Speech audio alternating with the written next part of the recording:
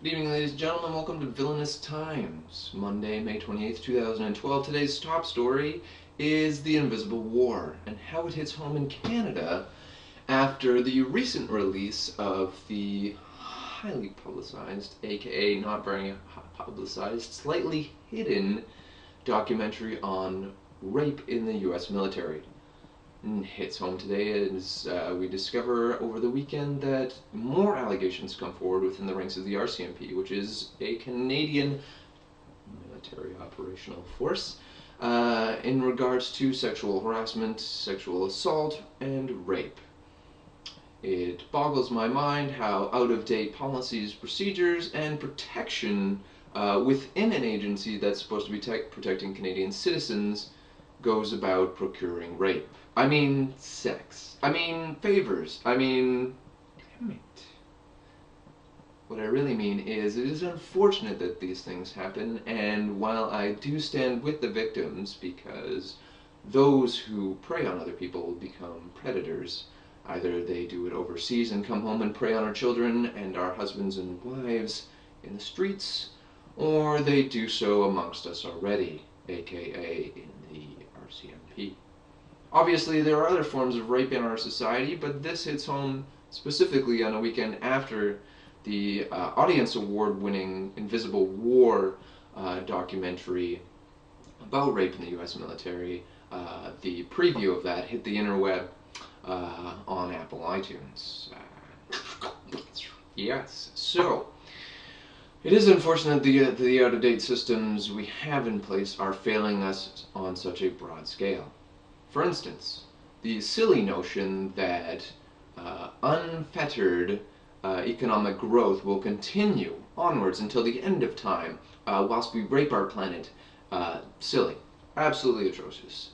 How we let this happen and how we're going to continue letting it happen, aka all over Canada, whether that's the illegal fish farms, the oil fields, or the logging industry, which is absolutely atrociously disgusting if you've ever seen it actually happen and then know how it operates. But I do understand that these do make jobs, and that is important, as long as what we're logging stays at home. Because another silly notion is free trade. While free trade may give us short economic burst or growth or stability, for a short period of time, it is in no way going to continue like this forever. Especially when we're outsourcing, aka sending off that which is what we're making. We need to focus on what's at home first before we go outside. The world's opinion of us based on what we give them, to me, doesn't matter.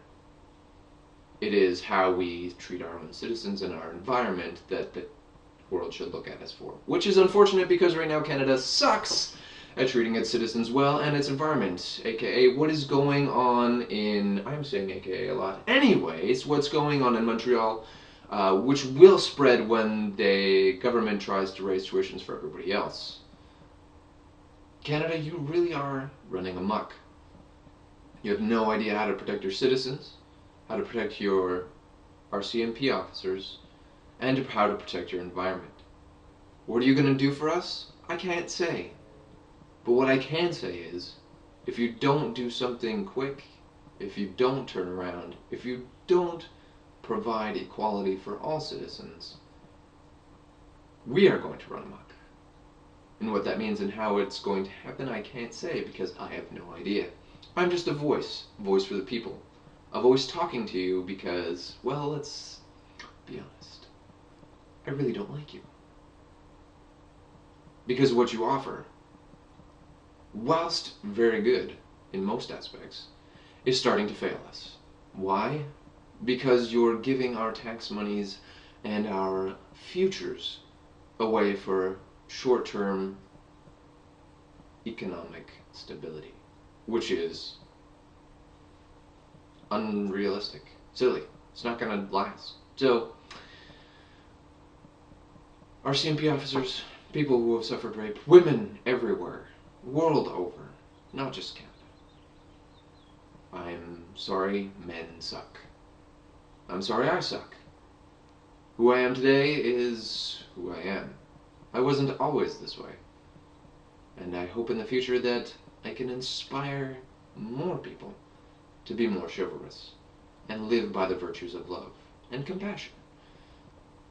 Because it's highly necessary. I mean, look at our government. They really don't know what they're doing. And they're not really compassionate. I mean, if they were, they'd obviously have changed many things by now. But let's be honest. They don't know what they're doing. They just want to keep their jobs and their money. Well, I have no money, but I do have a job. 2 of them. 3, in fact. Which are fun. Anyway, this is Juton for the Villainous Times, Monday, 2012, May 28th. Signing off. You can reach me at villainoftruth@gmail.com or www.villainoftruth.blogspot.com. Coming up in other news, I'm going to be discussing shoes, which, as you can see, I have my recent pair of shoes which I've just procured. Fantastic. Which, unlike some people have to procure drinks or the use of power to get sex, which is a form of disgusting sexual abuse, which I have suffered. Shoes. I love them. Let's go with that. After these messages, we'll be right back. We're going to hear from our sponsor, which is me and shoes. Thank you very much.